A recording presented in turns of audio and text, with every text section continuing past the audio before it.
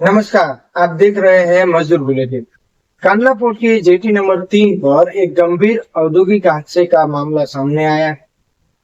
प्राप्त जानकारी के अनुसार यह घटना दोपहर लगभग 3 से 4 बजे के बीच हुई, जहां पे बोरियों से भरी एक बड़ी चोली की रस्सी टूट जाने के कारण सैकड़ों बोरियां एक श्रमिक के ऊपर गिर गई और हादसे में श्रमिक गंभीर रूप से घायल हो गया।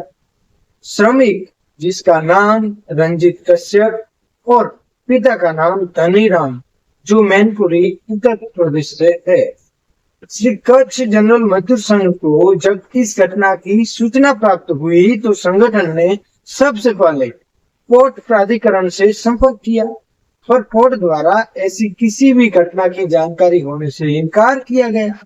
इसके बाद संगठन के प्रतिनिधियों ने जेटी पर कार्यरत मजदूरों से संपर्क किया, जहां से घटना की पुष्टि हुई।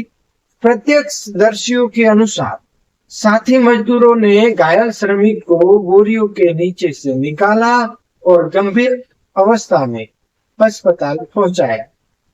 बताया जा रहा है कि हादसा दोपहर 3 बजे के आसपास हुआ, लेकिन अस्पताल पहुंचने में शाम के लगभग 8 बजे तक का समय लग गया। घायल मजदूर की तलाश में संगठन के प्रतिनिधियों ने दर्जनों अस्पताल में खोजबीन की, जिसके बाद पता चला कि घायल श्रमिक को आदिपुर स्थित जैन सेवा समिति अस्पताल में भर्ती कराया गया है। जब हमारी टीम वहां पहुंची तो देखा कि हादसे की सूचना न तो तत्काल पुलिस को दी गई और न ही अस्पताल प्रशासन को दुर्घटना की वास्तविक कारणों की जानकारी दी गई, जबकि नियमों के अनुसार किसी भी कार्यस्थल पर दुर्घटना की सूचना संबंधित पुलिस स्टेशन और विभागों को देना अनिवार्य होता है। जानकारी के अनुसार हादसे के समय अस्पताल में कंपनी या ठेकेदार का कोई प्रतिनिधि मौजूद नहीं था। अस्पताल प्रशासन ने मानवीय आधार पर तत्काल उपचार शुरू किया। बाद में मजदूर बुलेटिन मीडिया द्वारा मामले उठाए गए। जाने के बाद पुलिस को भी घटना की जानकारी दी गई। मीडिया ने संगठन द्वारा की गई जांच में यह भी सामने आया कि घायल श्रमिक की उम्र 18 वर्ष से कम प्रतीत होती है। बताया जाता है कि 10वीं कक्षा तक पढ़ाई करने के बाद आर्थिक तंगी के कारण गुजरात मजदूरी करने आया था। ये श्रमिक गंभीर हादसे में इसकी गर्दन और स्पाइनल कॉर्ड में फ्रैक्चर की पुष्टि हुई तथा इसकी हालत नाजुक होने के कारण उसे आईसीयू में भर्ती किया गया। मजदूर संगठन का कहना है कि इतनी कम उम्र में एक युवक को उसके शरीर की क्षमता से अधिक वजन उठाने के लिए मजबूर किया जा रहा है।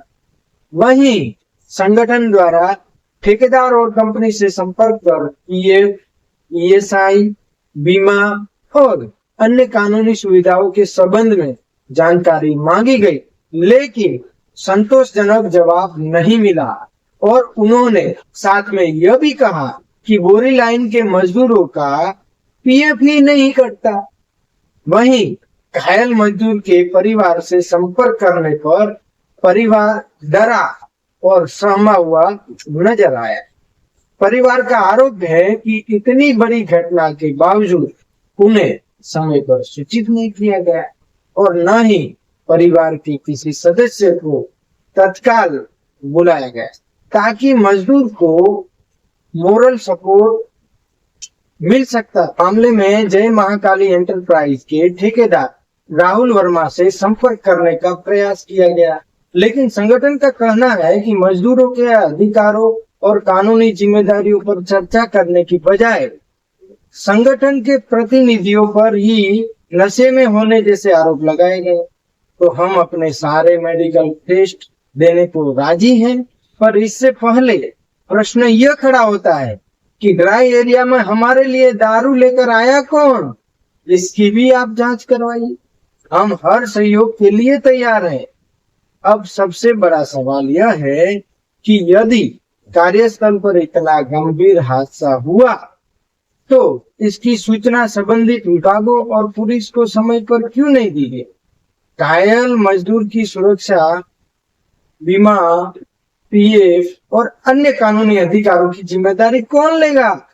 और यदि वास्तव में नाबालिग श्रमिक से मजदूरी कराई जा रही थी तो इसके लिए जिम्मेदार कौन। 15 से 20 दिन के बीच 8 हादसे सुरक्षा के अभाव में हुए, जिसमें 4 केवल कांडला पोर्ट पर हुए हैं। हर कामयाबी पर कांडला पोर्ट के चेयरमैन सैकड़ों मीडिया बुलाकर प्रेस कॉन्फ्रेंस करते हैं, पर जब ऐसी घटना होती है तो अभी तक चुप्पी क्यों। मजदूर डरे हैं, पोर्ट पर काम नहीं करना चाहते।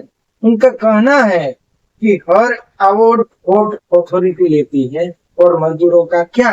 उनका खून पसीने पोर्ट कामयाबी के झंडे गाड़ रहा है। फिलहाल रंजीत कश्यप का इलाज जारी है और उसकी स्थिति गंभीर बनी हुई है।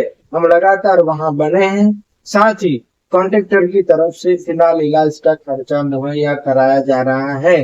पहले घायल मजदूर स्वस्थ हो, फिर मजदूर संगठन ने मामले की निष्पक्ष जांच और दोषियों पर कार्रवाई तथा घायल श्रमिक को उचित मुआवजा और कानूनी सहायता प्रदान करने की मांग की है। धन्यवाद।